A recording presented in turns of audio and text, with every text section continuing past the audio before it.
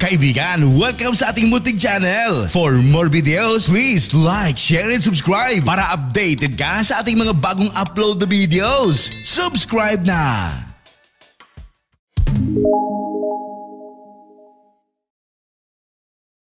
Nagsimula ang palabas sa operating room sa isang binatang nakahiga sa operating bed.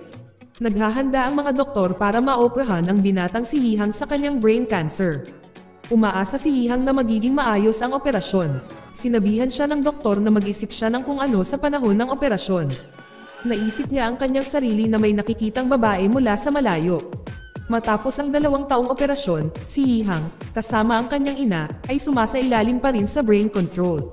Sinabi ng kanyang doktor na matagumpay ang operasyon ng kanser sa utak ni Hihang. Mas pinili ni Hihang na maghintay sa labas ng opisina ng doktor sa halip na maupo sa tabi ng kanyang ina at makinig sa doktor. Nakita ni Hihang ang isang batang lalaki na may cancer din. Kumaway ang bata kay Hihang. Pagkatapos ay tinawag siya ng ama ng bata. Pinanood ni Hihang ang pag-uusap ng mag-ama. Sinabi ng bata na sinabi sa kanya ng nurse na ang kanyang ama ay hindi kumakain ng maayos. Nang pauwi na si Hihang kasama ng kanyang ina, humingi ng karagdagang pera ang parking attendant dahil sa sobrang oras nila. Ang ina ni Hihang, si Wei, ay sumubok ng iba't ibang paraan upang maiwasan ang pagbabayad ng dagdag na bayad sa paradahan. Nagtrabaho bilang accountant ang nanay ni Hihang, ngunit hindi na siya nagtrabaho dahil para alagaan si Hihang. Makalipas ang ilang minuto ay dumating si Hihang sa bahay. Siya ay nagtanghalian kasama ang kanyang ina at ama. Ang ama ni Hihang ay isang empleyado ng isang medium-sized na kumpanya. Ngunit nang nagkasakit si Hihang, naging iskultor ang kanyang ama. Sa kalagitnaan ng kanilang pagkain, nagpasya si Hihang na tapusin ang kanyang tanghalian. Nakita niyang nagtatalo ang kanyang ama at ina. Ilang sandali pa ay dumating ang kaibigan ni Hihang na si Wu Xiaomi. Nagmamadali siyang pumasok at saka nagtungo sa banyo. May wig shop si Wu Xiaomi sa harap ng hospital. Inimbitahan niya si Hihang na pumunta sa Eco event, isang cosplay event. Sinabi ni Hihang na ayaw niyang pumunta sa event dahil hindi siya pamilyar sa anumang bagay tungkol sa cosplay. Ngunit pinilit siya ni Wu Xiaomi na pumunta. Ganon din ang nanay at tatay ni Hihang na nagsabi sa kanya na makihalubilo at makipagkilala sa maraming tao. Kinabukasan ay dumating si Hihang sa Eco cosplay event. Natuwa si Wu Xiaomi nang makitang dumating si Hihang. Pagkatapos ay binigyan niya si Hihang ng pulang wig. Ilang sandali pa ay tinawagan si Hihang ng kanyang ina. Ipinakita ni Hihang ang kapaligiran sa lokasyon. Pero aksidente niyang nabangga ang isang babaeng nag-cosplay bilang Palaka Clown. Pagkatapos ay pumasok ang cellphone ni Hihang sa costume ng palaka ng babae. Sinubukan ni Hihang na tapusin ang video call sa kanyang ina. Sa pagtatapos ng tawag, sinabi ng nanay ni Hihang na sasanduan niya si Hihang mamaya. Iritadong kinuha ng dalaga ang cellphone ni Hihang na pumasok sa kanyang costume. Nagpasalamat si Hihang sa babae, ngunit kinutya niya si Hihang sa pagsasabing, "Mama's boy." Sa tanghali ay sinundo ni Bo Wei si Hihang. Hindi kalayuan sa lokasyon ng kaganapan ng event. Huminto sandali si Mrs. Wei. Nakita niya ang isang babaeng nakasuot ng costume na palaka. Siya pala ang nasa memorial service. Bati ng kanyang ina sa babaeng nag-aayos ng kanyang sirang motorsiklo. Sa wakas, inalok siya ni Mrs. Wei na sumakay. Nakaramdam ng awkward si Hihang nang umupo sa tabi niya. Nagpakilala ang dalaga. Ang kanyang pangalan ay Xiao Yuan. Pagkatapos ay nag-aatubili na nagpakilala si Hihang kay Xiao Yuan. Sinabi pa nito sa kanya na may cancer siya. Sa halip na malungkot o naiinis, tinanong ni Xiao Yuan kung anong stage na ng cancer siya. Sumagot si Hihang na mayroon siyang stage 2 brain cancer.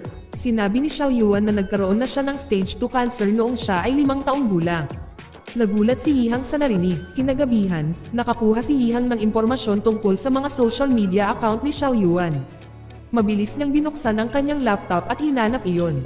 Biglang lumapit ang kanyang ina. Nakita ng kanyang ina si Hihang nagulat at isinara ang kanyang laptop sa pag-aakalang si Hihang ay tumitingin ng mga adult video. Ngunit sa katunayan ay pinapanood ni Hihang si Xiao Yuan sa streaming. Sa pagtatapos ng kanyang stream, sinabi ni Xiao Yuan na bukas sa sesyon ng grupo ay may isang guro na nagngangalang Jizang na darating upang magbigay ng nakapagpapatibay na payo sa mga may cancer. Kinabukasan, pumunta si Hihang sa sesyon ng grupo ayon sa sinabi ni Xiao Yuan. Nakita niyang naruroon sina Wu Xiaomi at Xiao Yuan. Makalipas ang ilang sandali, hinirang ni Jizang si Hihang upang ikwento kung paano nanambalik ang sigla ni Hihang matapos malaman na may tumor siya. Ngunit ang totoo ay hindi naniniwala si Hihang sa mga himala. Ang himala daw ay kung magising siya at wala siyang sakit na tumor. Walang imak ang mga tao at si Xiao Yuan. Sinabi rin ni Yihang na si Jizang ay isang manloloko na sinusubukang manipulahin ang mga damdamin ng tao. Nakaramdam ng pagkalito at galit si Xiao Yuan sa inasta ni Yihang. Hinamon niya si Yihang na habarin ang kanyang kamiseta kung talagang inaakala ni Yihang na ang cancer ay wala na sa kanya. Kumpiyansa na hinubad ni Yihang ang kanyang kamiseta sa harap ng lahat. Pagkatapos ay nagpasya siyang umuwi. Kinabukasan, sinamahan ni Yihang ang kanyang ina sa pamimili. Maya-maya, tumawag si Xiao Yuan. Sinabi niya na may gagawa ng isang dokumentaryo tungkol sa mga pasyente ng cancer. Nais ng taong i-record si Yihang na binibigkas ang kanyang opinyon tulad ng ginawa niya sa kaganapan ni Mr. Zhang. Pagkatapos ay dumating si Xiao Yuan sa bahay ni Yihang. Pagkatapos ay nagpahayag si Yihang ng kanyang opinyon at nag-record ang kasama ni Xiao Yuan. Pagkatapos ay sinabi ni Xiao Yuan na mukhang kinakabahan si Yihang, ngunit hindi nakaramdam ng kaba si Yihang. Pagkatapos ay gumawa siya ng inumin na may halong sauce at gatas. Hinamon niya si Xiao Yuan kung gusto nitong humingi ng pabor kay Yihang. Ngunit hindi ito ininom ni Xiao Yuan. Napagtanto niya na si Yihang ay gumawa ng inuming tulad sa kanyang stream. Nagulat si Yihang sa narinig. Hindi niya inaasahan na malalaman ito ni Xiao Yuan. Kinagabihan, nakatanggap si Yihang ng mensahe mula kay Xiao Yuan na nagsasabi sa kanya na panoorin ang kanyang streaming. Nakita ni Yihang si Xiao Yuan na naghahalo ng toyo, yogurt, at ilang iba pang sangkap at iniinom ito. Sinabi ni Xiao Yuan na may ginawa siyang katangahan ngayon. Hindi nagtagal ay tinanong ni Xiao Yuan si Yihang kung galit pa rin siya. Pagkatapos ay sinabi niya kay Yihang na maghapunan silang magkasama. Kinabukasan, dumating si Yihang sa bahay ng ama ni Xiao Yuan. Inanyayahan ng kanyang ama na sila si Yihang na maghintay sa kanyang opisina. Ilang sandali pa ay tinawag siya ni Xiao Yuan. Sinabihan niya si Yihang na maupo sa kanyang silid habang siya ay nagbibihis. Pagkatapos, pumunta sila sa isang barbecue restaurant. Nakita ni Yihang si Xiao Yuan na kumakain ng mataba ng walang takot sa potensyal na pagkain na nagdudulot ng kanser. Pagkatapos noon ay dinala ni Xiao Yuan si Yihang sa isang lugar. Naglatag sila ng banig at naupo. Nag-usap sila tungkol sa maraming bagay at nagbiro tungkol sa nangyari pagkatapos ng craniotomy. Sinabi ni Yihang na nakita niya ang hinaharap. Ipinaliwanag ni Yihang na nakakita siya ng lawa at may isang batang babae doon, ngunit hindi niya makita ng malinaw ang mukha nito. Sinabi ni Xiao Yuan na maaring ito ay isang paralel na mundo. Nagsimulang nasiyahan si Yihang sa kanilang pag-uusap. Pagkatapos ay sinabi niya sa kanya na siya ay inaantok nang siya ay nagising, nakaramdam ng sobrang pagod at kumain, at hindi siya makakakuha ng maliliit na pulang bulaklak sa garden. Pagkatapos noon ay hinatid ni Xiao Yuan si Yihang pauwi. Tila masaya si Yihang buong gabi. Kinabukasan, nakatanggap si Yihang ng mensahe mula kay Xiao Yuan. Gusto niyang anyayahan si Yihang na makipagkita sa isang tao. Kaagad, umalis si Yihang, naiwan ang kanyang ina at ama na kumakain. Dinala siya ni Xiao Yuan upang makilala ang isang taong madalas maglaro sa kalikasan. Sinabi ng lalaki na pinadalhan siya ni Xiao Yuan ng maraming mensahe na humihiling sa kanya na makipagkita kay Yihang. Ngunit naramdaman ni Yihang na hindi siya maaaring maging katulad ng taong kayang gumawa ng mga aktibidad sa kalikasan. Sinabi sa kanya ni Xiao Yuan na gusto niyang mapasaya si Yihang. Ngunit mukhang hindi masaya si Yihang kung nagpadala si Xiao Yuan ng maraming mensahe sa lalaki. Madaling nahulaan ni Xiao Yuan na nagseselos si Yihang. Buong araw ay nilalaro lang ni Yihang ang kanyang cellphone. Ngunit sa gabi, inanyayahan ni Xiao Yuan si Yihang na pumunta sa isang lugar. Nakarating sila sa isang fish market. Sinabi ni Xiao Yuan na sisimulan na nila ang kanilang paglalakbay sa Gapsbahay Beach sa South Africa. Napaghandaan pala ni Xiao Yuan at ng kanyang mga kaibigan ang lahat para makaramdam ng adventurous si Yihang tulad ng nasa orihinal na lokasyon. Pagkatapos noon, nagbihis sila na parang nasa Polar North. Pagkatapos ay pumasok sila sa cooling room at nakita nila ang mga stuffed penguin at mga ilaw na parang aurora lights. Pagkatapos ay nagpatuloy sila sa kanilang paglalakbay patungo sa Dead Sea. Lumangoy sila sa isang artificial na pool at nagkunwaring nasa dalampasigan. Umakyat din sila sa isang mataas na hagdan para magmukhang inaakyat nila ang Himalayas. Pagkatapos ay sa Grand Canyon ng Colorado, nagbihis sila bilang mga hiker. Pumunta rin sila sa Sahara Desert. Naglaro sila sa buhangin at naubusan ng kunwaring naubusan ng maiinom na tubig tulad sa Sahara Desert. Pagkatapos ay pumunta sila sa Las Salto Angles sa Venezuela at binisita ang fountain sa parke ng lungsod. Tuwang-tuwa si Yihang dahil kay Xiao Yuan. Pakiramdam niya ay normal siyang tao. Sa hapon, sabay na kumain sina Yihang at Xiao Yuan sa isang restaurant. Nakita ni Yihang ang isang larawan na eksaktong kapareho ng lawa na madalas niyang naiisip. Pagkatapos ay ipinakita niya ito kay Xiao Yuan. Ngunit hindi nagtagal, nahimatay si Yihang. Dinala siya ng mga magulang ni Yihang sa hospital. Sinabi ng doktor na malapit nang lumabas ang resulta. Pag-uwi niya, sinabi ni Yihang na gusto niyang mag-hiking. Ngunit pinagbawalan siya ng kanyang ina dahil sa takot na baka lalong magkasakit si Yihang. Isang araw, dumalo si Yihang at ang kanyang mga magulang sa birthday party ng kanyang pinsan sa hotel. Pagkatapos ay pumunta si Yihang sa kanyang pinsan sa banyo. Pagbalik niya mula sa palikuran, narinig niya ang pinag-uusapan ng mga kapatid ng kanyang ama tungkol kay Yihang. Tutulungan daw nila ang mga magulang ni Yihang sa pinansyal. Nang marinig ito, nalungkot si Yihang. Sinadya niyang pumasok sa silid para humingi ng permiso na umuwi muna. Pagdating ni Yihang sa harapan ng bahay, hinihintay siya ni Xiao Yuan. Tinanong niya kung bakit hindi sinasagot ni Yihang ang kanyang mga mensahe at tawag. Ngunit sinabi ni Yihang na ayos lang siya. Nais siyang dalhin ni Xiao Yuan upang magpatingin sa isang therapist. Nakaramdam ng inis si Yihang sa kanya. Sinabi niya na ang ugali ni Xiao Yuan na gustong mag-alaga ng iba ay isang masamang pagkahumaling. Umalis kaagad si Xiao Yuan. Kinabukasan ay pumunta siya sa lugar ni Wu Xiaomi. Hindi niya nakita doon si Xiao Yuan. Pagkatapos ay sinabi ni Wu Xiaomi na ang babae ay hindi dumating ng ilang araw. Kinagabihan, tiningnan ni Yihang ang profile ni Xiao Yuan at nalaman na nablock si Yihang. Pagkatapos ay pumunta siya sa bahay ni Xiao Yuan na lasing habang umulan. Ilang sandali pa ay lumapit si Xiao Yuan kay Yihang. Medyo gamaan ang loob ni Yihang. Pagkatapos ay sinabi ni Xiao Yuan na napagkasunduan nilang magkita muli kapag sila ay gumaling na. Napatigil si Yihang sa sinasabi ni Xiao Yuan dahil gusto niyang magsalita siya sa ilalim ng impluwensya ng alak. Sinabi sa kanya ni Yihang ang tungkol sa kanyang dating sarili na gustong mamuhay ng malayo sa ibang tao. Kahit kumakain, umupo si Yihang sa sulok para hindi malaman ng iba na may sakit siya. Ang dahilan ay dahil natatakot siyang mamatay pagkatapos mag-share sa iba. Hanggang isang araw nakilala niya si Xiao Yuan na nagparamdam sa kanya ng normal siya. Ayaw siyang pakawalan ni Yihang.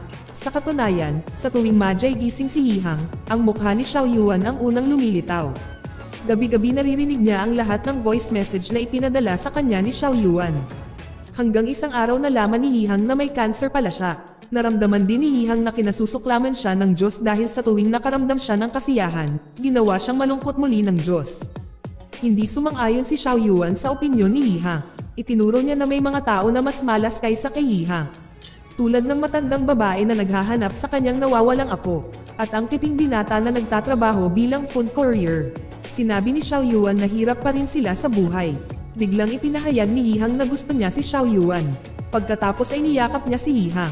Inanyayahan siya ni Xiao Yuan na pumunta sa kanyang bahay upang makapagpalit. Ilang sandali pa, dumating ang mga magulang ni Yihang. Hindi nila inaasahan na palihim na umalis si Yihang at uminom ng alak. Sinabi sa kanya ng ama ni Xiao Yuan na nakita niya ang kanilang mga anak na magkayakap sa gitna ng kalsada sa ilalim ng buhos ng ulan. Isinama ng ama ni Xiao Yuan ang mga magulang ni Yihang sa paglilibot sa bahay. Pagkatapos ay gumuhit si Xiao Yuan ng maliit na pulang bulaklak sa kamay ni Yihang. Kinaumagahan, sinabi ni Xiao Yuan na alam niya kung nasaan ang lawa sa imahinasyon ni Yihang. Ngunit si Yihang ay hindi gaanong nasasabik tulad ng dati, dahil hindi siya binigyan ng kanyang ina ng pera para sa kanyang bakasyon. Hiniling sa kanya ni Xiao Yuan na magbenta ng isang bagay para kumita ng pera. Sa cafe, nakita ni Yihang ang kanyang ama na nagmamaneho. Kinagabihan, nagluto si Yihang ng pagkain para sa kanyang ama dahil natutulog ang kanyang ina. Kinaumagahan, pumunta si Yihang sa wig shop ni Wu Xiaomi. Tinanong niya siya ng impormasyon tungkol sa mga voluntaryo sa trial ng mga gamot. Sa hapunan, sinabi ni Yihang sa kanyang mga magulang na gusto niyang pumunta sa lawa sa kanyang imahinasyon kasama si Xiao Yuan. Nagbenta siya ng ilang laruan online. Nagalit ang ama ni Yihang dahil ayaw niyang ipagpilitan ng kanyang anak ang sarili. Dagdag pa rito, nalaman ng kanyang ama na hindi umiinom ng gamot ang kanyang anak. Sumagot si Yihang na gusto niyang matukoy ang sarili niyang landas sa buhay. Ngunit sinabi ng kanyang ama na hindi sa kanyang sarili si Yihang, kundi sa kanyang ama at ina. Sawa na si Yihang sa kanyang buhay. Napagtanto niya na mula noong siya ay may sakit, ang kanyang mga magulang ay hindi pa nakabili ng mga bagong gamit. Galit siya sa sarili niya. Nagpasya pa siyang pumunta sa lugar ni Wu Xiaomi, pero sinabihan siya na umuwi na siya. Iniisip ni Yihang na nagsusumbong siya sa mga magulang ni Yihang. Sinabi sa kanya ni Wu Xiaomi na labis na nag-aalala ang mga magulang ni Yihang sa kanya, natatakot na may magtrato sa kanya ng masama.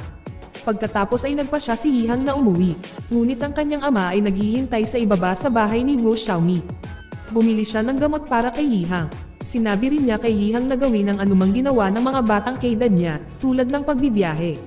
Lumipas ang isang linggo, sinamahan ni Yihang ang kanyang mga magulang at si Xiao Yuan ay pumunta sa doktor para kunin ang mga resulta ng pagsusuri. Pinayuhan ng doktor si Yihang na inumin ang kanyang gamot para makapunta siya saan man niya gusto. Laking tuwa nila nang marinig ang pahayag ng doktor. Pagkatapos sina Yihang at Xiao Yuan ay pumunta sa lawa sa Qinghai sakay ng tren. Nag-enjoy sila sa biyahe. Nang malapit na silang matulog, tinanong ni Xiao Yuan kung sino ang babaeng nakita ni Yihang sa kanyang imahinasyon. Sumagot si Yihang na si Xiao Yuan iyon. Kinaumagahan, nagising si Yihang ngunit hindi niya nakita si Xiao Yuan sa tabi ng kama. Naligo na pala si Xiao Yuan. Nang lapitan niya si Yihang, nawalan ng malay si Xiao Yuan. Kinailangan nilang ihinto ang kanilang paglalakbay. Kinailangang dalhin sa hospital si Xiao Yuan. Dumating ang kanyang ama sa istasyon upang dalhin si Xiao Yuan sa ambulansya. Dumating din ang mga magulang ni Yihang upang tingnan kung ano ang kalagayan ni Xiao Yuan. Pagdating nila sa hospital, sinamahan siya ni Yihang. Si Xiao Yuan ay mukhang mahina at pinanghinaan ng loob. Sinubukan siyang palakasin ni Yihang. Ngunit sa halip ay sinabihan siya ni Xiao Yuan na huwag na siyang bisitahin dahil hindi magtatagal makakalbo na ang buhok ni Xiao Yuan. Kinagabihan, iniprint ni Yihang ang larawan ni Xiao Yuan ngunit natigil ang printer. Pagkatapos, tinulungan siya ng ina ni Yihang. Sa wakas, nagawa nilang iprint ang mga larawan ng pagkabata ni Xiao Yuan. Sinabi ni Mrs. Wei kay Yihang kung ano ang kinatatakutan ni Yihang noong bata pa siya at kung ano ang kinatatakutan ng kanyang ina kapag kasama niya si Yihang. Sinabi ng kanyang ina na natatakot siya na si Yihang ay masaktan ng iba o malagay si Yihang sa gulo. Pagkatapos ay tinanong ni Yihang kung ano ang kinakatakutan ng kanyang ina ngayon. Natakot pala ang kanyang ina na mawala si Yihang. Naluluha ang kanyang ina. Tinanong ng ina kung ano ang kinatatakutan ni Yihang. Sabi ni Yihang, natatakot siyang tawaging mama's boy. Ngunit alam ng ina ni Yihang na natatakot si Yihang na mawala si Xiao Yuan. Tapos tinanong ni Yihang kung paano kung mawala sila. Hindi sumagot ang ina, iniwan niya si Yihang sa kwarto. Kinabukasan, pumunta si Yihang sa lugar ni Wu Xiaomi. Tinanong ng lalaki kung kumusta si Xiao Yuan. Pagkatapos ay sinabi ni Yihang na si Xiao Yuan ay labis na bigo. Sinabi sa kanya ni Wu Xiaomi na ang kanyang asawa ay dating mahilig sa paglaban sa kanser at hindi siya natatakot sa sakit. Ngunit ang masigasig na mga tao ay maaari ring mawala ang kanilang pagnanasa, sinabi ni Wu Xiaomi. Pagkatapos ay inanyayahan ni Wu Xiaomi si Yihang na kumain kasama ang mga kaibigang may cancer. Nagpaalam na siyang uuwi at titira sa kanyang mga magulang. Nalungkot sila nang marinig ang mga salita ni Wu Xiaomi. Ngunit kailangan pa rin nilang maging masigasig sa paglaban sa kanser. Kinagabihan ay nakatanggap si Yihang ng video message mula sa kanyang ama at ina. Ang video ay naglalaman ng mga sagot ng kanyang magulang tungkol sa kung ano ang kanilang gagawin kung mawala sa kanila si Yihang. Ang video ay tungkol sa mga aktibidad ng mga magulang ni Yihang mula umaga hanggang gabi. Nanood sila ng mga sine, nagbasa ng mga libro, nagpunta sa mga pagtitipon ng pamilya ng cancer, sabay na kumain ng hapunan. At umuwing magkasama. Sa dulo ng video sinabi ng ina at ama na pupunuin nila ang isa't isa ng kaligayahan. Pagkatapos, inayos niya ang kanyang buhok. Tinawagan niya si Xiao Yuan para ipakita sa kanya na kalbo siya tulad niya. Nagulat si Xiao Yuan nang makita siya. Gumawa din si Yihang ng inumin na hinaluhan ng toyo, sausawan, suka, at kung ano-ano pang sangkap. At sa kanya ito ininom. Ipinangako niya na si Xiao Yuan ang kanyang only one. Nagpasya si Yihang na matulog sa hospital para mabantayan niya si Xiao Yuan. Sinabi sa kanya ni Xiao Yuan na gusto niyang pumunta sa lawa kasama si Yihang. Pagkatapos ay sinabi ni Yihang na siya ay nasa kanyang hinaharap, ikakasal, magkakaanak, at tumatanda ng magkasama. Pagkatapos ay hiniling ni Xiao Yuan na pumunta sa isang lugar ng magkasama. Pumunta sila sa riles ng tren at naglakad. Pagkatapos ay nagtanong si Xiao Yuan tungkol sa parallel universe. Nais niyang mamuhay sa ilalim ng iba't ibang kalagayan kasama si Yihang. Kinabukasan ay pumanaw na si Xiao Yuan. Pagkatapos, nakita ni Yihang ang ama ni Xiao Yuan. Binigyan niya siya ng photo album ni Xiao Yuan. Mukhang masaya at malungkot ang ama ni Xiao Yuan. Makalipas ang isang taon ay nasa silid-aralan si Yihang. Pero natapos din agad ang klase. Nagpasya siyang pumunta sa lawa sa Qinghai. Pagdating niya doon, ilang minuto ang lumipas ay tinawag siya ng isang babae. Pero may isa pang lalaki na may pangalan ding Yihang. Sa wakas, napagtanto ni Yihang na ang imahinasyon na nakikita niya ay hindi isang hinaharap kundi isang magkatulad na mundo na higit na mas mahusay. Sinabi ni Yihang, sa magkatulad na mundong iyon, sina Tao Wei at Wei Jiang ay may isang anak na lalaki na namumuhay ng malusog. Nagkaroon din ng malusog na anak na babae sina Mr. Ma at Mrs. Ma. Ang lalaking nakaupo kasama ang kanyang anak na babae ay hindi nawala ang kanyang anak na babae. Hindi mawawala ang matandang babaeng naghihintay sa kanyang apo. Pagkatapos ay naging komedyante si Wu Xiaomi. Ang lahat ay namuhay ng malusog gaya ng kanilang mga pangarap. Samantala, sina Yihang at Xiao Yuan ay namuhay ng masayang magkasama ng hindi mapaghihiwalay. Pagkatapos ay pinagpatuloy ni Yihang ang kanyang paglalakbay. Pumunta siya sa isang bukid na puno ng mga tupa na may maliit na marka ng pulang bulaklak sa kanilang mga katawan. Parehong masaya at malungkot ang naramdaman ni Yihang. Hindi niya inaasahan na magagawa niya ang hindi niya kayang gawin noon, kahit hindi niya kasama si Xiao Yuan. Salamat sa panonood, kaibigan.